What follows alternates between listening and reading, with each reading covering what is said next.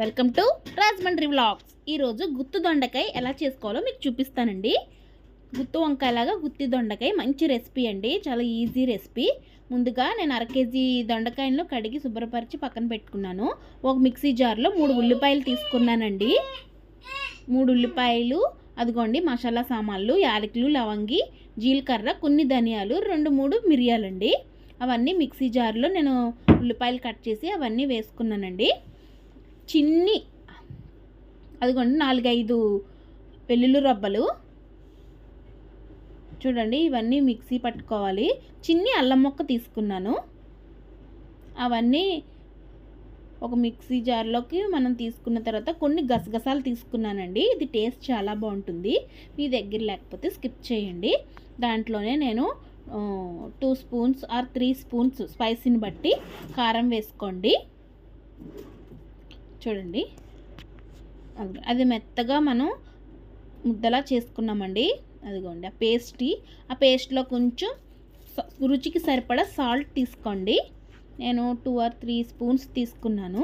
ఇదిగోండి, కట్ చేసిన విధంగా 4 వైపులా ముక్కలు కట్ చేసుకొని చూడండి, చివర్లో అటు ఇటు తలా తోక కట్ చేసి 4 ముక్కలుగా కట్ చేసుకొని మనం రుబ్బు పెట్టుకున్న ఆ పేస్ట్ మిశ్రమాన్ని అంతటిని ఆ దొండకాయ ముక్కలకి బాగా పట్టించాలండి. అందులో పెట్టి పట్టించాలి. చూడండి, ఆ విధంగా ముక్కలన్నీ అదిగోండి ఆ విధంగా మనం అన్నీ కట్ చేసుకొని ఆ విధంగా కట్ చేసి అవన్నీ పెట్టుకోండి. స్టవ్ మీద బాండీ పెట్టుకొని, ఎక్కువ ఆయిల్ కూడా అవసరం లేదు, డీప్ ఫ్రై అలా చేయక్కర్లేదండి. 2-3 స్పూన్స్ నేను ఆయిల్ తీసుకున్నాను. అది కొంచెం హీట్ ఎక్కాక చూడండి, అది హీట్ ఎక్కింది. నేను ఒక 2 పచ్చిమిర్చి చీల్ చేసుకొని తర్వాత కొంచెం కరివేపాకు తీసుకున్నానండి.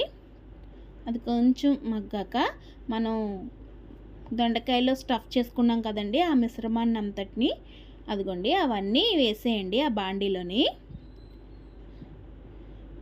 అదంతా పట్టించేగా మిగిలిన ఆ పేస్ట్ని కూడా మనం వేసేసుకోవాలండి అందులోని. చూడండి, అలా వేసేసుకొని కొంచెం కలుపుకొని గరిటతో, అది దొండకాయ కదండి కొంచెం ఎక్కువ టైం పడుతుంది. లో ఫ్లేమ్లో పెట్టుకోండి, హైలో పెడితే మాడిపోతుంది, దొండకాయ ఉడకదు. అదిగోండి అలా మూత పెట్టుకొని అది బాగా ఉడికించండి. ఈ రెసిపీస్ అన్నీ ఈజీగానే ఉంటాయండి, మనం ప్రిపేర్ చేసుకుంటే చాలా టేస్టీగా ఉంటాయి. చూడండి, కానీ లో ఫ్లేమ్లోనే 1/2 అవర్ అయినా ఉడికించాలండి. దాన్ని టైం పడుతుంది. మనం వంకాయ అయితే తొందరగా మగ్గిపోతుంది, దొండకాయ అంటే కొంచెం మరి టైం పడుతుంది కదండి. అది చూడండి, అలా దగ్గరికి అయిపోవాలండి. ఇంకా చూడండి, అలా గట్టిగా కలుపుకొని చూడండి. మనం హైలో పెడితే మాత్రం మాడిపోతుంది, జాగ్రత్తగా చూసుకోండి. నేను లాస్ట్లో కొత్తిమీరని కట్ చేసి వేసుకున్నాను. మంచి రెసిపీస్ అన్నీ చూపిస్తున్నాను కదండి, నా ఛానల్ని సబ్స్క్రైబ్ చేసుకోండి. అలాగే ఇంకొక 15 మినిట్స్ కొత్తిమీర వేసి మగ్గనివ్వండి. చూడండి, అది ఆల్మోస్ట్ మగ్గిపోయింది, కొత్తిమీర కూడా మగ్గిపోయిందండి. టేస్టీ గుత్తి దొండకాయ రెడీ అయిపోయిందండి. ఈ రైస్లో కలుపుకొని తింటే దాని టేస్ట్ నెక్స్ట్ లెవెల్ అండి, సూపర్గా ఉంటుంది. ఒక్కసారి మీరు కూడా ట్రై చేయండి. ఇలాంటి వీడియోస్ అనేకంగా చేస్తాను, నా ఛానల్ని ఆదరించండి. అది super recipe. Like and share, subscribe చేసుకోండి ఫ్రెండ్స్. Bye bye.